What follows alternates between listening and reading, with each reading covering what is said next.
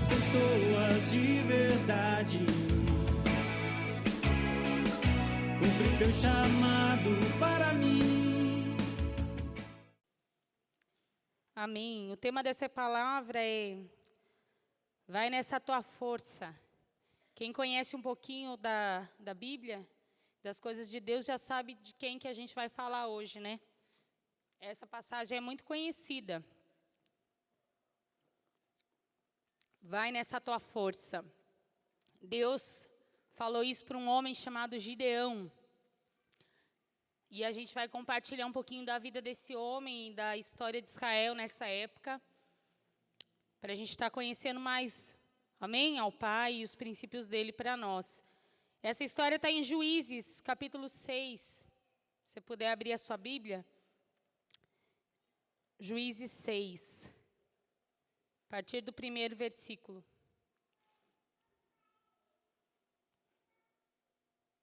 Amém?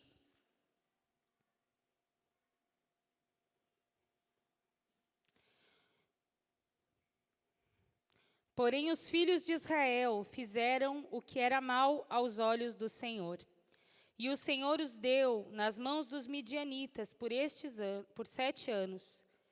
E prevalecendo a mão dos midianitas sobre Israel, fizeram os filhos de Israel para si, por causa dos midianitas, as covas que estão nos montes, as cavernas e as fortificações.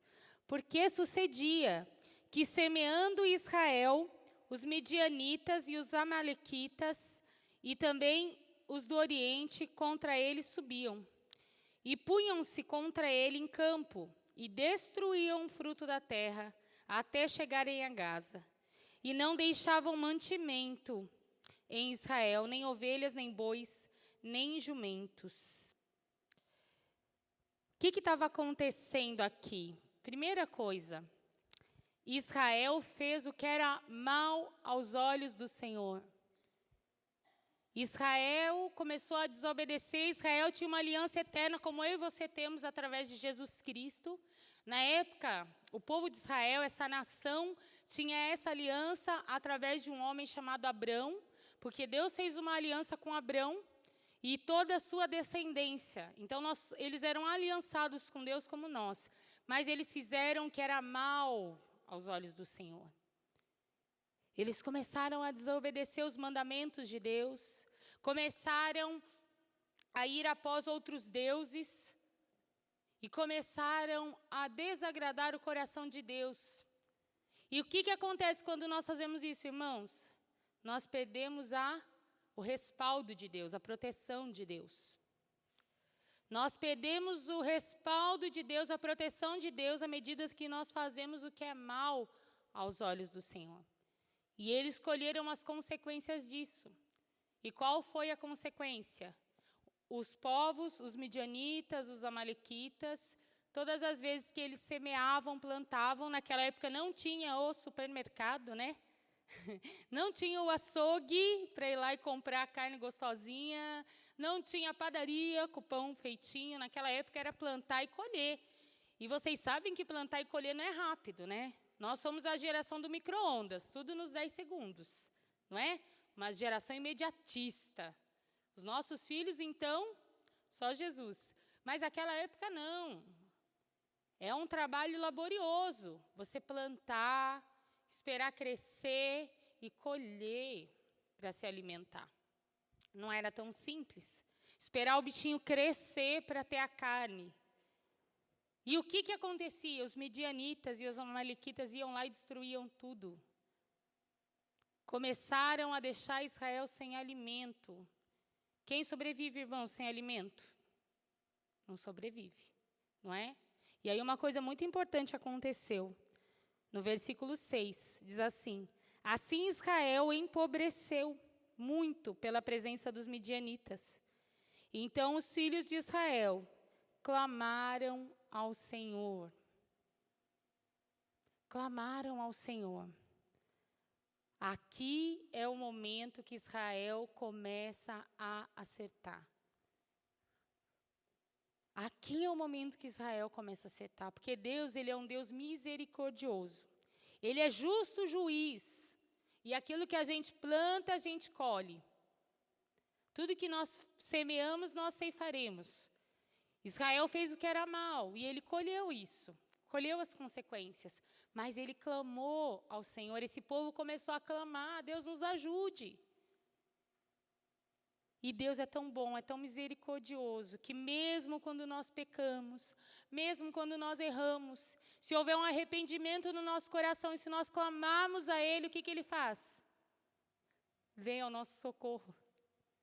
Não é muito doido? Porque Israel não estava padecendo injustamente. Eles tinham perdido a proteção de Deus, porque eles andaram em desobediência, fazendo coisas erradas. Mas à medida que eles se arrependeram, que eles clamaram ao Senhor, Deus olhou e veio ao socorro deles. E aí começa a história de Gideão, esse homem de Deus, que a Bíblia relata, que está no capítulo 6, versículo 11. Diz assim, ó: Então o anjo do Senhor veio e assentou-se debaixo do carvalho que está em Ofra, que pertencia a Joás, a Abiesrita. E Gideão, seu filho, estava malhando o trigo no lagar, para o salvar dos midianitas. Um anjo do Senhor apareceu para esse homem, Gideão. Mas o que esse homem estava fazendo, ou o que ele tinha de especial, para Deus mandar um anjo aparecer para esse homem? Um anjo mesmo, era um ser celestial, né?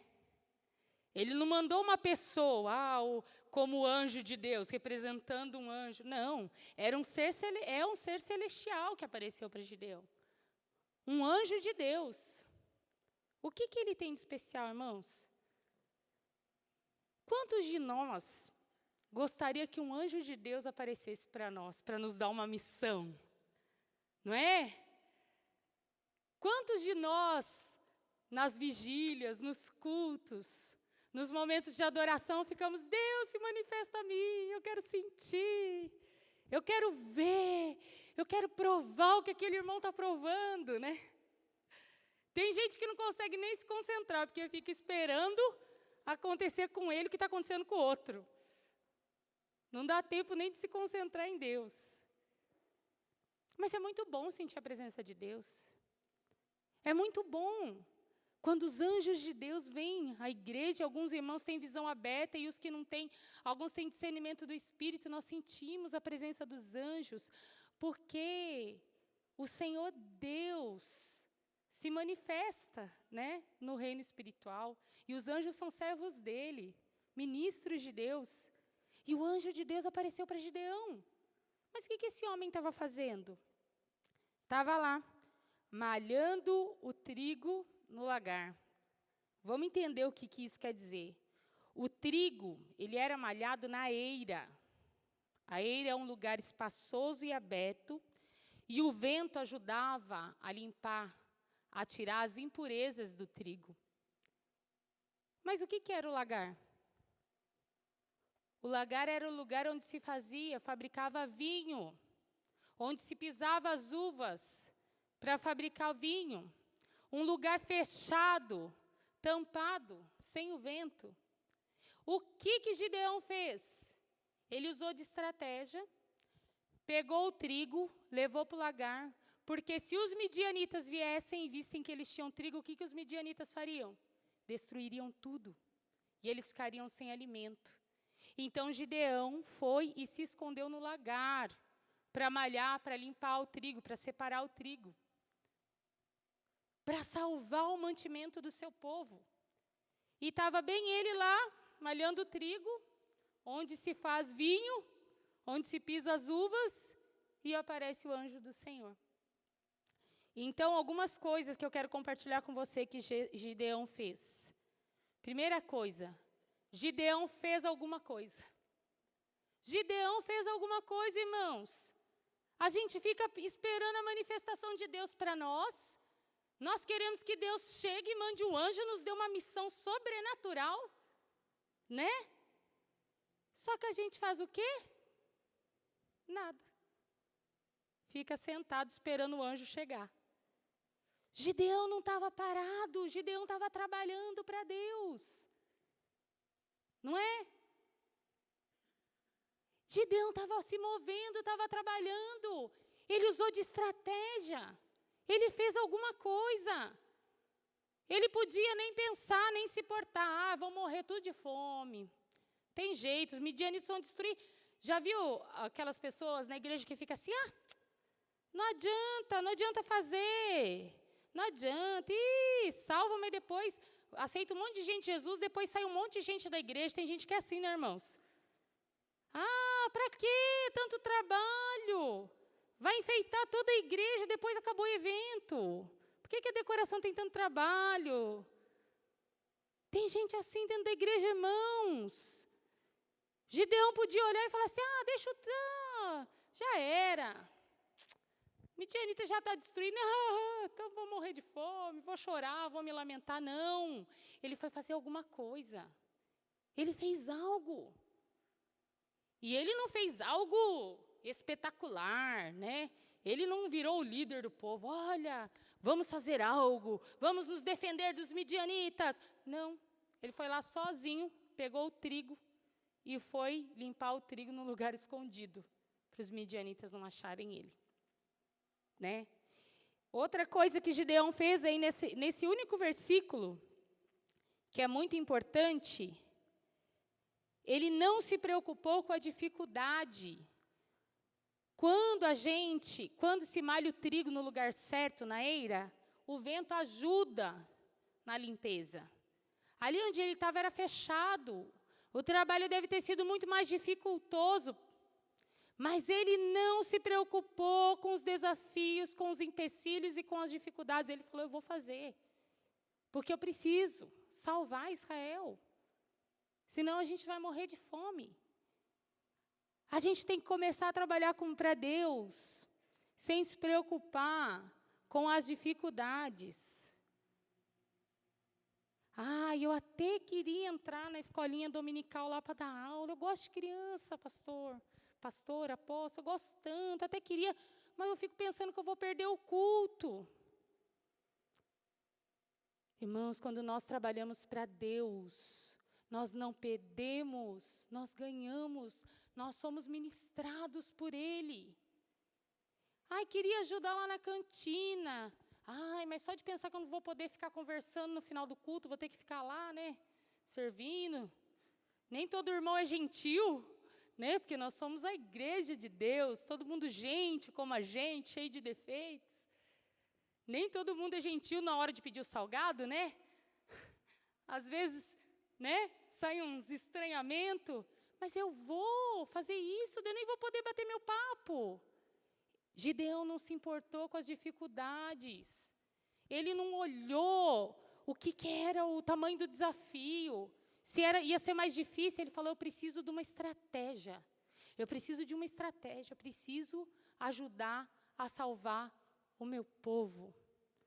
E o mais importante de tudo que ele fez nesse versículo, que é o que Deus mais falou ao meu coração, está aí no finalzinho. Para o salvar, estava malhando o trigo no lagar, para o salvar dos midianitas. Onde estava o coração de Gideão? Onde estava o coração de Gideão? O coração de Gideão estava na salvação de Israel. Gideão pegou uma coisa simples e fez se tornar grande, porque Deus olhou lá do céu e falou, Gideão, é você mesmo. Depois a gente vai ver o que o anjo fala para ele. Deus olhou e viu Gideão fazendo aquilo pela intenção no coração dele. Não é o que nós fazemos, irmãos, é o como nós fazemos. É a intenção do nosso coração. Por isso que a Bíblia fala que muitos chegarão naquele dia e dirão, mas eu expulsei demônios, eu fiz isso, eu fiz aquilo. Aparta-te de mim. Onde está o seu coração? Onde está o meu coração na hora que você está fazendo alguma coisa para Jesus? Onde que está o nosso coração? O coração de Gideão estava na salvação daquelas vidas. Estava na salvação de Israel, ele não estava preocupado com ele, com os outros, ele estava preocupado em salvar o alimento para Israel. E Deus viu o coração dele. Quando a gente estava vindo, conversando, eu e o André, sobre essa palavra, ele me contou que ele está lendo um livro do Billy Graham, e o Billy Graham conta o testemunho de um missionário. Porque tem uma palavra na Bíblia que fala que nós devemos ser irrepreensíveis, filhos de Deus. Irrepreensíveis. E ele disse que ele ficava encucado com essa palavra. Irrepreensível. Como que eu vou ser irrepreensível, meu Deus? Nós somos tão falhos, né? Como ser irrepreensível? E esse missionário sueco, se não me engano, conta que ele também ficava meditando sobre isso. E ele não sabia o significado. E um dia, a filhinha dele, de 5 anos, chegou com uma carta para ele. Cheia de colagem. A minha filha faz bastante isso, porque elas estão na fase. Colou um monte de coisa lá na carta, escreveu do jeito dela, a escrita tudo errado. Escreveu tudo errado, né? Uma criança de 5 anos não escreve ainda bem, né? Está começando. Mas foi lá e escreveu do jeitinho dela. Diz que ele pegou aquela carta, né? E agradeceu. E aí o Espírito Santo falou para ele assim: isso é irrepreensível. Você tem coragem de repreender sua filha pelos erros nessa carta? Aí ele falou: não, Senhor. Não, porque eu sei que é verdade o que ela escreveu aqui. Isso é ser irrepreensível. É você ser verdadeiro, inteiro. Deus sabe que a gente tem um monte de falha, um monte de defeito. Deus sabia dos defeitos de Gideão. Mas ele encontrou sinceridade no coração de Gideão. Gideão foi sincero com ele. Ele fez o mínimo, mas para Deus foi algo grande por conta do coração dele. Então, o que faz toda a diferença naquilo que nós fazemos, no corpo de Cristo, na casa de Deus, é a intenção do nosso coração. Com qual intenção nós produzimos algo a Deus? Com qual intenção nós adoramos aqui em cima? Com qual intenção nós intercedemos aí? Onde está o nosso coração? Onde está o nosso coração? Quantas vezes, quando eu era mocinha, eu ia lavar os banheiros nos encontros, nos Shekinah da vida, e eu ia pensando assim: Deus, eu estou ajudando a salvar essas vidas quando eu limpo esse banheiro. Eu ia orando: Deus, eu quero salvar essas vidas, eu quero ver essas vidas salvas. O Senhor transformou a minha história. A minha história não era para ser o que é, mas o Senhor transformou e eu quero ver outros transformados. Quantas vezes, irmãos? E Deus estava olhando. E Deus está olhando para o seu coração hoje. Qual é a intenção do nosso coração? Gideão queria salvar Israel dos midianitas. E aí, continuando, o anjo diz assim para ele, no versículo 12. Então o anjo do Senhor lhe apareceu e lhe disse: Senhor, é contigo, homem valoroso. Mas Gideão lhe respondeu: Ai, Senhor meu, se o Senhor é comigo, por que tudo isto nos sobreveio? E que é feito de todas as suas maravilhas que nossos pais nos contaram, dizendo: Não nos fez o Senhor subir do Egito? Porém, agora o Senhor nos desamparou e nos deu nas mãos dos midianitas. Aí continua até o 16.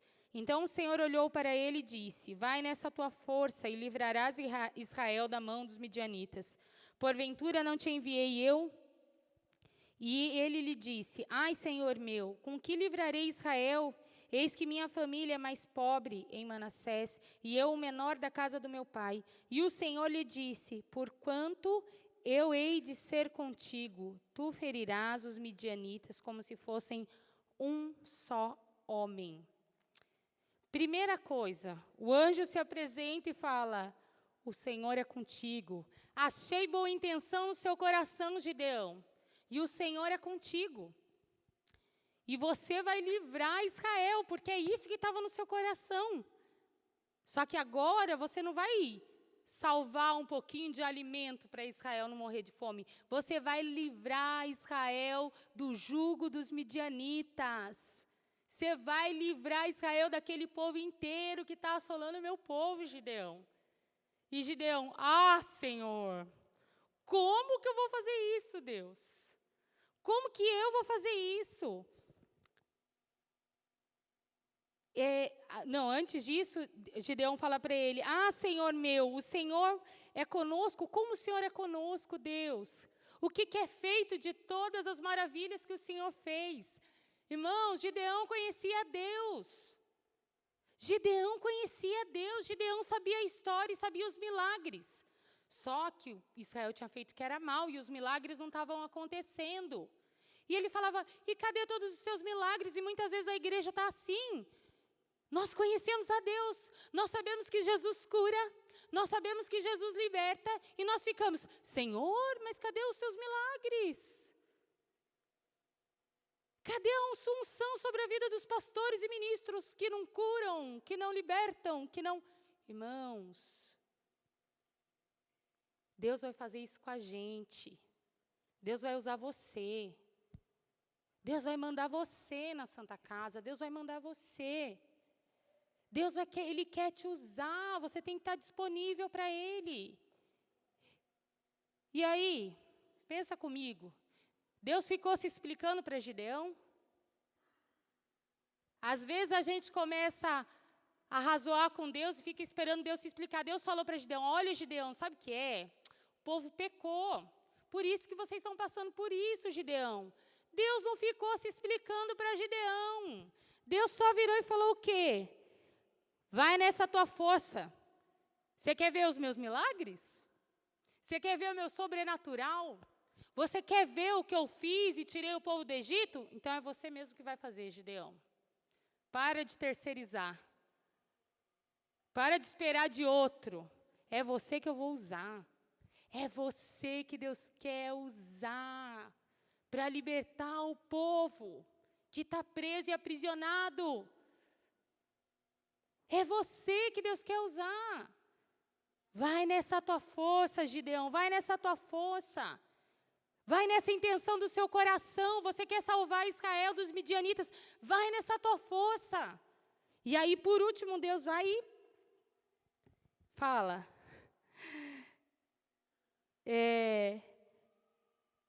Vai nessa tua força. Porventura não te enviei eu?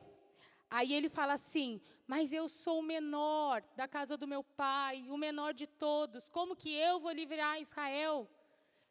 Gideão se via pequenininho, irmãos. Talvez você se veja, mas eu sou só um membro da igreja, acabei de passar no fogo no altar. Acabei de passar no fogo no altar. Como que eu vou ajudar lá no evangelismo do Perequemirim?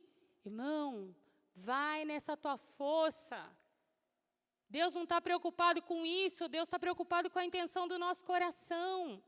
Vai nessa tua força. E aí ele fala para Gideão, porquanto eu hei de ser contigo, tu ferirás os midianitas.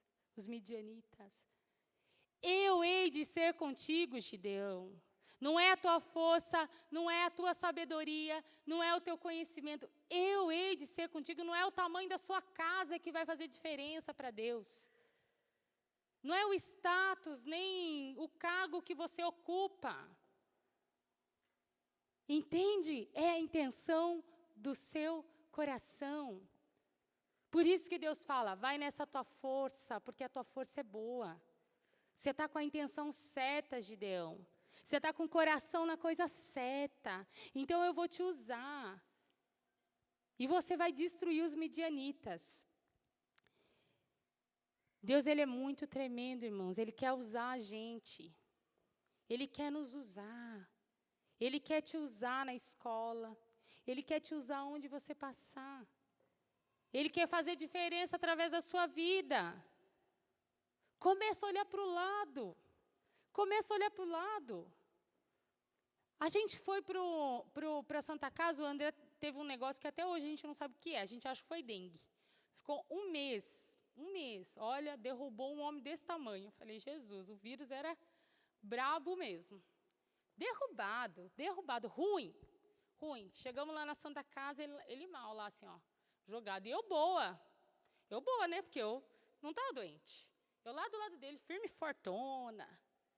Daqui a pouco, não sei se eu já contei essa história aqui. Daqui a pouco, tá lá o André, ruim, passando mal, espera na Santa Casa. Um rapaz passando mal na nossa frente, com dor. Ele, amor, vou lá orar pelo rapaz. Eu, quê? Você não está nem se aguentando com você. Está querendo lá? Não, vou lá. O Espírito Santo está falando, vou lá orar pelo rapaz. Eu falei, Jesus, você está conseguindo ouvir o Espírito Santo? Passando mal. Eu fiquei com vergonha, gente. Falei, vai lá então, né? Eu fiquei com vergonha de mim. Porque eu não estava nem olhando, nem prestando atenção que o rapaz estava passando mal, nem pensando que eu podia orar por alguém. E o André lá passando mal, e Deus falando com ele. Eu falei, ai, Jesus Cristo. Aí ele foi, falou com o rapaz, perguntou para o rapaz se podia orar por ele. Sei que ele orou. Aí, no final, ele falou, você já foi em alguma igreja? Você conhece Jesus? E ele, sim, pastor, já fui na do Senhor. Falou para o André. Já tinha vindo aqui, já fui na do Senhor. Aí ele falou, amém, volta para a igreja. Tá indo? Não estou, volta para a igreja. O rapaz já começou, o olho cheio de lágrima. E aí o André levantou e sentou do meu lado. Aí o moço começou a se retorcer. Aí eu falei, meu Deus do céu, o André orou, o menino piorou. E agora, Jesus, que oração foi essa, né? Ou vai levar o menino para a glória, eu acho, não sei. Irmãos, 10 minutos, e levaram ele para dentro. 10 minutos que ele estava lá dentro, o André entrou, ele não tinha nada. Não tinha nem tomado medicação, ele estava bem, né? Estava bem. Deus é Deus. Deus é Deus. Depois daquilo também, irmãos. Olha, eu fui na Santa Casa mais umas 3 vezes, porque o André continuou ruim. Eu ficava assim, ó. Porque eu vou orar. Tem alguém para orar, sabe assim? De prontidão. Eu falava assim, primeira chance eu vou orar por alguém. Mas Deus não mandou, não falou nada disso. A gente tem que aprender a ouvir o Espírito Santo, que é para fazer naquela hora, né? A gente precisa se dispor, ouvir o Espírito Santo. E aí Gideão ouviu o anjo de Deus e obedeceu. E aí no capítulo 7, depois vocês leiam com calma em casa, que não dá tempo da gente ler tudo. Gideão juntou o exército para ir guerrear contra os midianitas, porque Deus colocou isso no coração de Gideão. No 6:25 fala assim, e aconteceu naquela mesma noite que o Senhor lhe disse, toma o boi que pertence ao teu pai, a saber, segundo o boi de 7 anos, e derruba o altar de Baal, que é de teu pai, e corta o bosque que está ao pé dele. Primeira coisa que Deus mandou Gideão fazer, limpa a casa. Derruba o altar de Baal do seu pai. O povo ficou bravo com ele, com Gideão. Mas aí o pai dele foi lá e apaziguou. E falou, vocês vão ficar brigando por causa de Baal. Primeira coisa, limpa a tua casa, tira o pecado. Tira o pecado, Gideão. Gideão foi e obedeceu.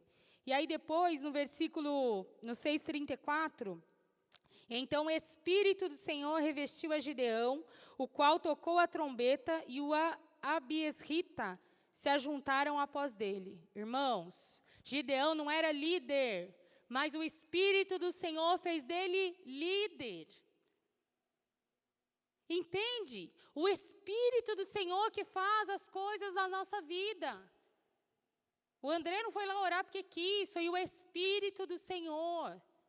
O Espírito do Senhor, quando nós entendemos isso, nós não temos problema com a baixa autoestima ou baixa estima, sei o que é mais correto. A gente não tem problema. Porque a gente ficar se sentindo pequeno não impede a obra de Deus de acontecer. Deus se move. E também a gente não corre o risco de se achar demais, né? A vanglória. Porque a gente entende que não fomos nós. Foi o Espírito de Deus que fez. E é o Espírito de Deus que faz. E ele tomou Gideão. E os homens começaram a seguir. E 32 homens seguiram Gideão. 32 homens. E aí Deus falou assim para ele. Gideão, é muita gente. É muita gente. Se você for com tudo isso, você vai dizer que foi sua mão. que salvou os midianitas. Israel vai achar que foi você, Gideão, e eles têm que saber que sou eu. Eu ouvi o clamor deles, porque Deus não divide a glória dele com ninguém. E Deus faz umas coisas loucas dessa, gente. Deus faz umas coisas doidas dessa. Às vezes você está se sentindo sozinho, ai, mas só estou eu em tal ministério. Só tem 3 em tal ministério, irmão, vai nessa tua força. Que se o Espírito de Deus te encher, meu irmão. Olha, eu vou dizer uma coisa para vocês. A gente tem um ministério de limpeza. Se o Espírito de Deus te encher, vai ter gente sentando na cadeira que você limpa e orando em línguas. Você entende? Você entende isso? Tudo que nós fazemos através do Espírito de Deus com a intenção certa, o Senhor se manifesta, vai ter gente pisando nesse chão que você passou o pano. Se você tiver a unção do Espírito Santo e gente sendo curada. Entende a grandeza do poder de Deus, não acha pequeno o que você está fazendo para Deus. Não acha pequeno. Não acha pequeno. Não fica esperando o outro fazer, faça. 32 mil homens, e aí Deus falou, é muito, vamos diminuir isso. Volta os medrosos e tímidos para casa. Olha, esses deviam ser medrosos e tímidos mesmo, porque eles voltaram por livre e espontânea vontade. 10 mil. 10 mil falaram, não, eu não tenho coragem, vou ficar na minha casa. 10 mil voltaram, sobraram quantos? 22 mil. E aí Deus fala, muito, Gideão. Irmãos, Deus faz uns negócios que a gente tem que crer no sobrenatural dele. A gente tem que viver com a cabeça no reino dos céus, como o apóstolo fala. Ele fala assim, olha, vocês vão até o rio, Gideão, leve esse povo até o rio. Aqueles que se abaixarem e tomarem água como cachorro, com a boca no rio, esses vão para casa. Os que pegarem na mão para tomar, como que soldado toma água na guerra? Vocês imaginam o soldado abaixar assim para tomar água? Ó, assim, ó, olhando o que está acontecendo. E aí Deus falou, os que pegarem a água na mão, esses vão guerrear com os midianitas. Sabe quantos sobraram dos 22 mil? 300. 9.700 abaixaram de joelho para tomar água. 300 homens. Ah, mas os midianitas deviam ter o quê? Uns 1.000? 300 contra 1.000, né?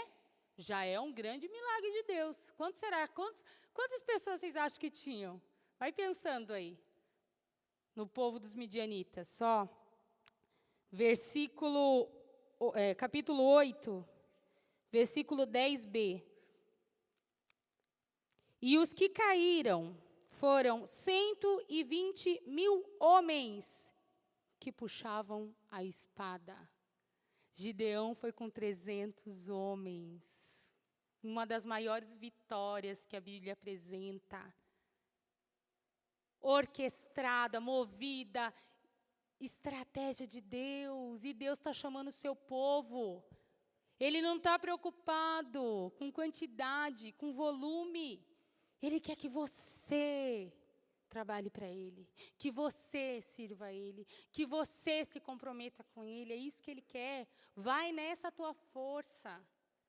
Se a intenção do teu coração é boa, o Senhor vai prosperar, vai te encher do Espírito dEle e vai fazer você chegar muito longe com Ele.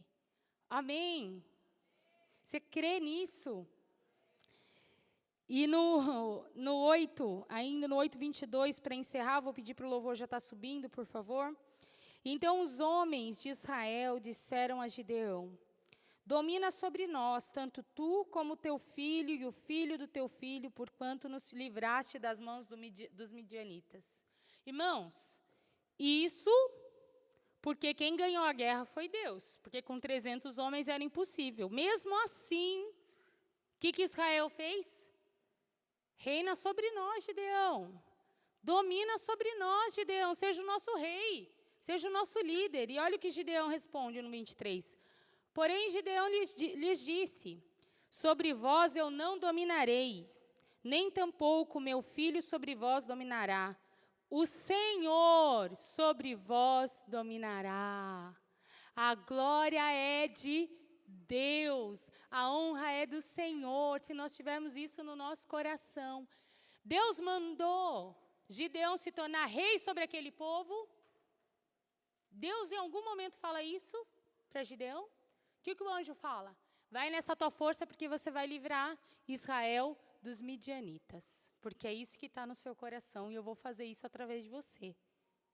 Isso daqui eu estou acrescentando, né? Vai nessa tua força, Gideão. Você vai ganhar essa guerra. Vai para a guerra com 300 homens, Gideão. Mas Deus nunca falou, seja rei sobre Israel, Gideão. E se Gideão se colocasse numa posição que não lhe foi confiada por Deus, sem o Espírito Santo, ele seria destruído. Entende? Ele seria destruído. Mas ele deu a glória a Deus. Ele deu a glória a Deus. Nós somos colocados e somos chamados conforme o Senhor vai nos chamando, irmãos. Conforme o Senhor vai nos chamando. Entende? Vai nessa tua força, não se preocupa com o que vem depois. Tem gente, às vezes, que quer ser pastor. Quero ser pastor. Quero ser profeta. Quero ser apóstolo. Quero ser mestre. Mas não quer nem fazer o pré-módulo para aprender da Bíblia. Como que Deus vai chamar? Como que Deus vai chamar? Desse jeito, irmão. Se disponha para as coisas de Deus, se disponha a aprender, se disponha a servir. Ah, mas aqui não tem nenhum ministério que eu me identifique. Entre em um que você não se identifica. Começa a malhar trigo no lagar. Deus vai te chamar para aquilo que Ele tiver para a sua vida. Que não pode ficar parado de braços cruzados. Entende? Sem fazer algo para o Senhor. Sem servir a Deus. Sem trabalhar para Jesus. Sabe por quê? Porque a Bíblia fala que o nosso tesouro está lá no reino dos céus. E essa vida passa muito rápido. O que nós estamos produzindo para o reino de Deus? Para a salvação das pessoas todos os dias? Isso nós devemos nos perguntar todos os dias. A quantas pessoas nós estamos anunciando Jesus Cristo? Mesmo que seja com as nossas ações e atitudes. O quanto nós estamos agradando o coração de Deus. Quero amar as pessoas de verdade. Cumprir teu chamado para mim.